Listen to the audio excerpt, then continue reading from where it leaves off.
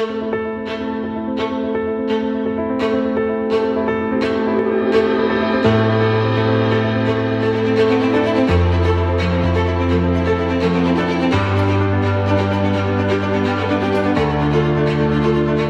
gondolom, hogy az iskolában két dolog nagyon fontos. Az egyik, hogy a gyerek otthon érezze magát, ez a lépték kérdése is. Ezért lettek ezek a kis házak kitalálva. Majdnem 8000 négyzetméter nagyságú ez az épület. Ebben, hogy ne vesszen el a gyerek, próbáltam ilyen kis házakat kialakítani. A másik, hogy szeressen az iskolába járni. A lelkének az ápolására van a templomszerű kialakítású aula az épület közepén, és ettől jobbra-balra vannak a kis utcácskák.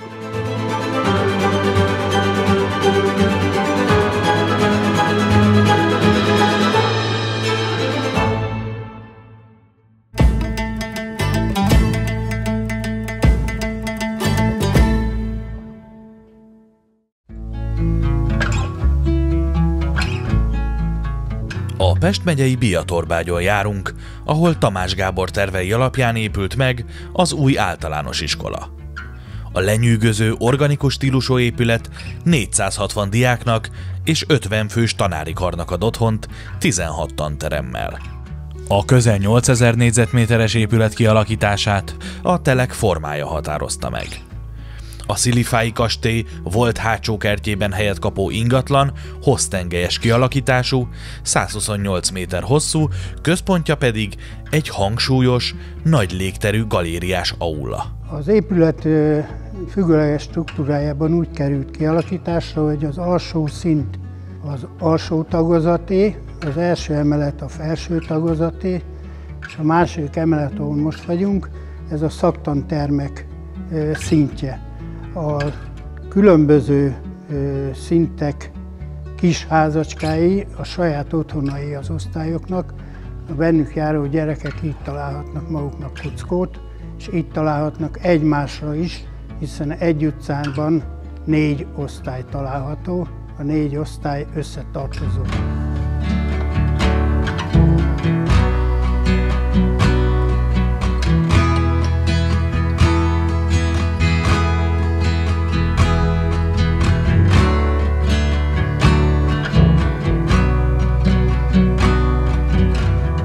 Minden látszó faszerkezet vörös fenyőből készült.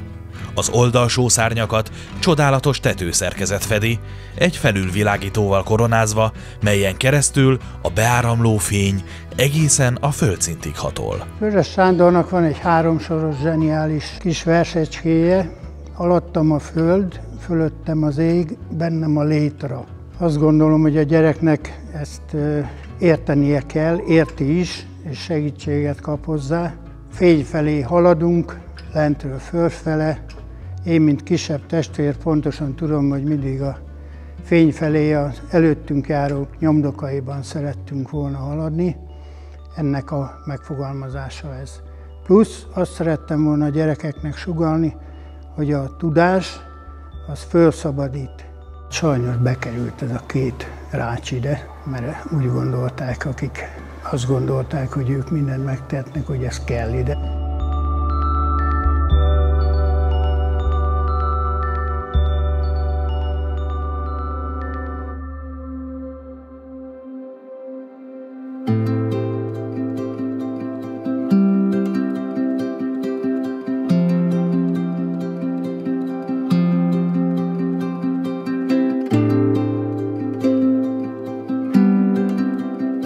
A mai világban elég nehéz azt érzékelni, hogy van egy meghatározó természetes közege az életünknek, mint az életünk színtere. Azt gondolom, hogy a mai épület anyagválasztás egyre messzebb jut ettől a szintértől. Én ezért tartom rendkívül fontosnak, hogy kőlábazatokat használjunk, vakot, fehér falakat, vörösfenyő ágyszerkezeteket. Ne felejtsük el, hogy a nyelvújítás előtt a magyar nyelvben a fenyőfát még fényfának hívták. A fény, ami minden szinten megjelenik az épületben, úgy a felülvilágítókon keresztül, mint a betelepített növények belsejéből, mint a saját lelkünkből fakadó fény, ez minden szempontból mindenhogyan az Úristen fénye. Ezt tartottam a legfontosabb gondolatnak.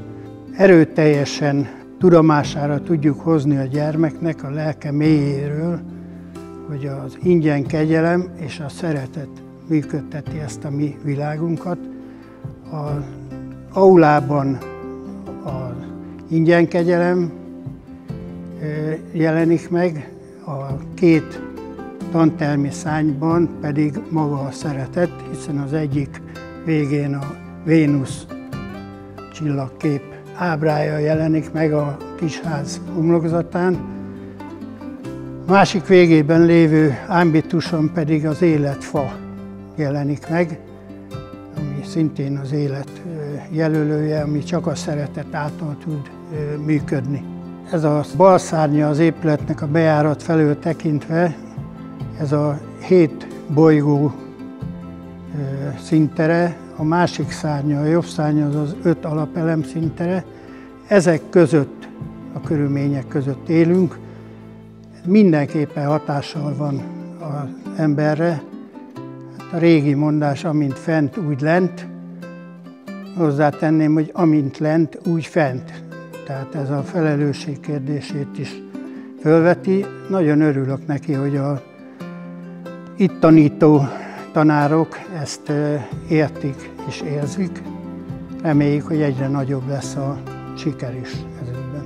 Szerettem volna, hogyha a gyermekek ezt mind felnövekedésük során magukba szívják. Nem szeretem, hogy a mai világ janitsárokat képez. Ez ellenében akartam menni a mi szakmánk adta lehetőségeken belül.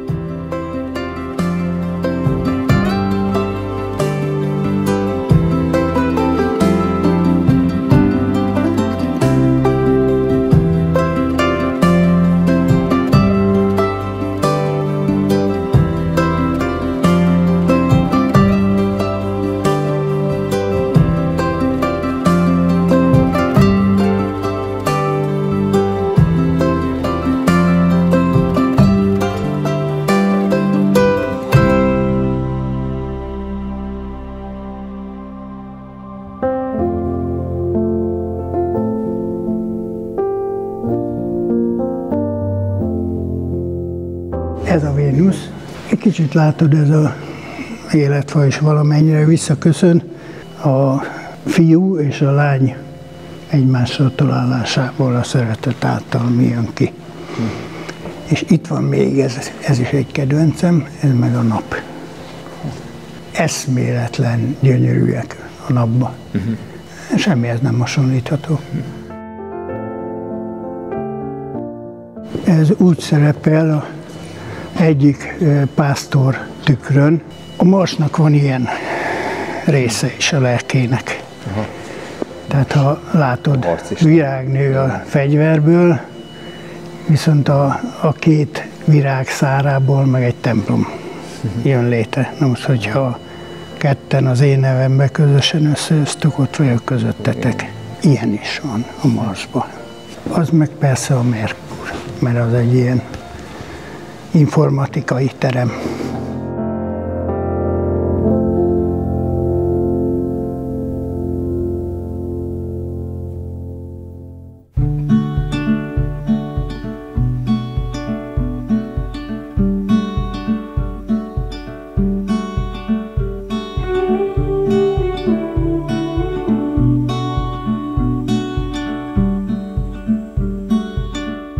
Az épület terveit 2011-ben kezdtük el készíteni, 2019-ben lett kész a kiviteli terv. Ez a 8 év meglehetősen szokatlanul hosszú idő egy ekkora épület terveinek az elkészítése során. Valószínűleg ez is meglátszik az épületen, és én ennek nagyon örülök, hogy mindaz az öröm belekerült, ami az emberek lelkébe építés közben létrejött, és hiszek abban, hogy a hittel készített nagy munkának meg lesz a gyümölcse. Ez az épület, azt gondolom, hogy ezt hülyen példázza. Nagy boldogság ez az én lelkemnek, hiszen már nem vagyok fiatal, tehát ez az életem egyik főműve, úgyhogy nagyon örülök, hogy ez itt ilyen szinten, ilyen hathatós földi és égi segítséggel létre tudott jönni.